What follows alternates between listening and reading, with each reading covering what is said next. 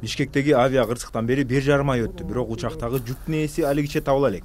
Аларда президент Атамбаев менен депутат Текебаевдин тиреши күчөгөндөн күчөп, жада калса акыркысы коррупция жана алдамчылык беренелери боюнча 2 айга камакка алынды. Ага каршы арызды орусиялык бизнесмен Леонид Маевский жазган. Анын айтымында ал 2010 жылы Мегаком уюлдук операторунун акцияларын сатып алуу максатында Текебаевке $1 миллион берген. Текебаевдин тарапкерлери анын камалышында саясий өңүт бар экендигин айтып, муну саясий куугунтуктоолордун башталышы катары сыпатташты. Текебаевди бошотууну талап кылган митингчилер акыркы бир нече күн тынчыбай келет. Кыргыз президенти Алмазбек Атамбаев бийлик оппозицияга кысым жасап жатат деген жүйөлөрдүн четке какты. Слушай, какая это репрессия? Это чистой воды мошенничество и коррупция. Кайдагы куугунтук? Бул кадимки эле алдамчылык жана коррупция. Ууру ким болбосун ал түрмөдө отуруш керек. Сенин 2010 жылы убактылуу өкмөттө мүчө болуп отурганың күнөөңдү кечирүүгө себеп боло албайт. Кем-то из руководителей это не должно быть индульгенцией. Бирок кулаган учактагы жүк жана Текебаевдин камалышы күтүүсүз окуялар менен коштолду. Бул эки окуя бири-бири менен байланышканын Атамекен партиясынын юристтери айтып чыкты.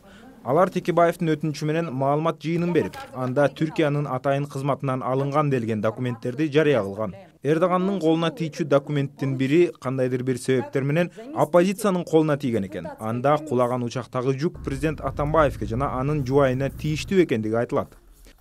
Проведенные нами разведывательно-оперативное мероприятие.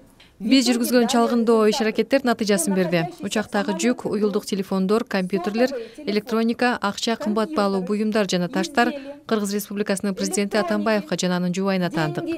Драгоценные металлы и камни принадлежали президенту Кыргызской Республики Атамбаеву и его супруге. Юристтердин айтымында Текебаев бул маалыматты парламентте маалымат жыйын учурунда жарыяламак, бирок аны аэропорттон эле кармап кетишкендигине байланыштуу жетишпей калган. Чекисттер Текебаевди шашылыш түрдө кармап кеткенин юристтер дал ушул жагдай менен түшүндүрөт. Анткени менен коомчулук бул документтердин аныгынан шек санашууда. Я работал в спецслужбах, но в спецслужбах документами не разбрасывается просто. Там написано совершенно секретный документ, значит... Мен атайын кызматта иштегем, ал жерде мындай жашыруун документтерге кылдат мамиле кылат. Эгер анда өтө жашыруун деп жазылса, анда ал мамлекеттик сырды камтыган документ деп түшүнсөк болот.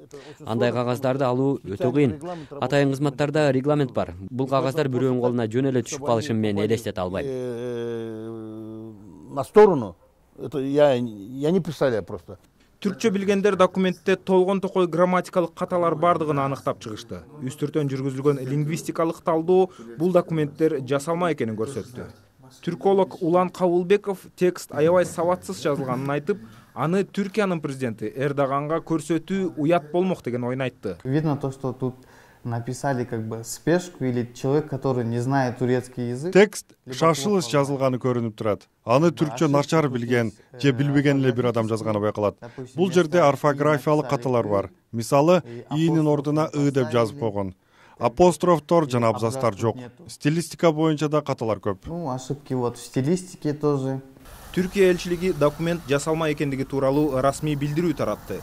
Атамбаевдин администрациясы Атамекендин юристтеринин билдирүүсүн карандай калп деп атап, Текебаевдин иши боюнча тергөөгө кыйыр басым жасоого багытталганын айтты. Кулаган Боингдеги жүк кимге тиешелүү экендиги алигиче белгисиз бойдон калууда. Атайын иликтөө комиссия ушул күнгө чейин эч бир корутунду чыгара элек. Бирок эми комиссия карай турган жаңы жагдайлар ачылганы анык. Ошентсе да документтердин чынтыгын аныктоо зарыл.